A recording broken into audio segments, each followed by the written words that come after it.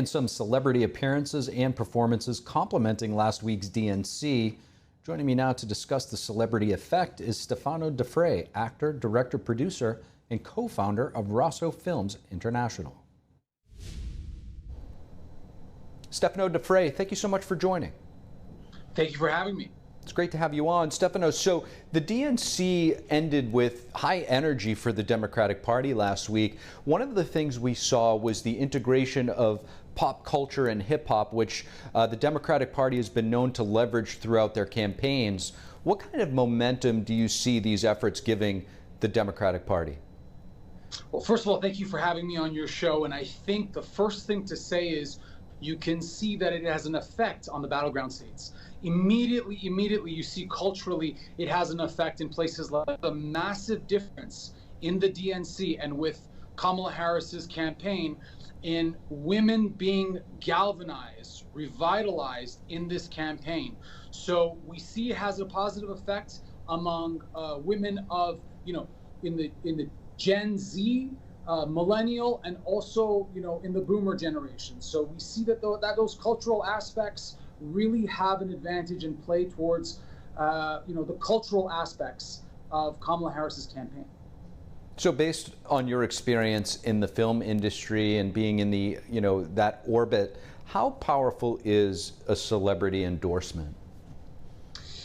It is not as powerful as it used to be, but only because of us, people in the media. Because now that people through social media can get access for, right at their fingertips, it's not the same way as it was, let's say, in the 70s or the 80s or the 90s. However, let's preface that. Let's put an asterisk on that. If Taylor Swift were to come out for any single party, whether it was Republican or Democrat, that would definitively move the needle. So it really depends on the clout, the power of the type of celebrity. So certainly a person like George Clooney is not going to move the needle, but someone right now in their prime, like a Taylor Swift, could definitely have an impact on the election.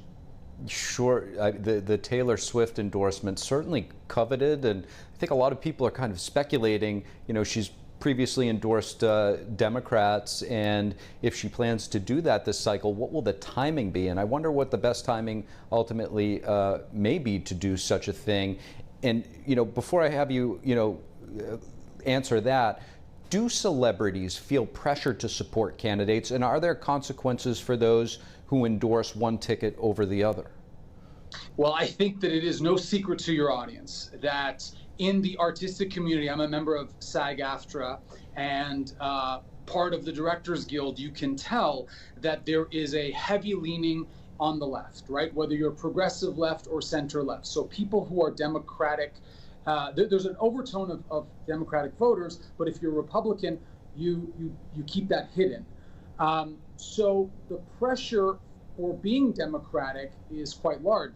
You notice it in the humanities.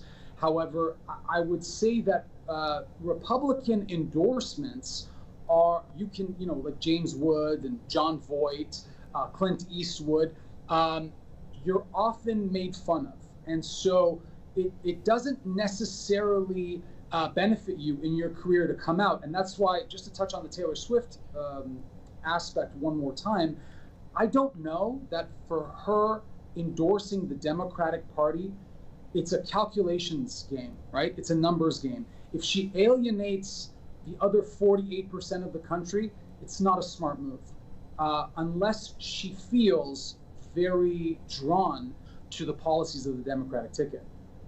And lastly, whether as an actor, director, producer, how do you approach political content? Is it any different behind the scenes? I guess, for instance, I'll give you an example. Here on Capitol Hill, I get, a close look behind the scenes, and, kind of those polarizing figures like AOC and Matt Gaetz have two totally different opinions, but sometimes you find them sitting there chatting and laughing and, really embracing each other. So, look, I think that most Americans are in the middle.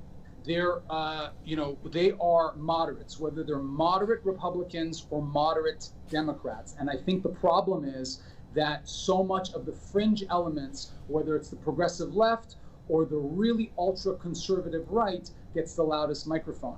I would say that on my sets, we don't talk about politics. I really try to make sure, because I realize all the people that I hire have very different political views, specifically on Israel or Gaza or you know, all sorts of issues when it comes to the Israel-Palestinian war.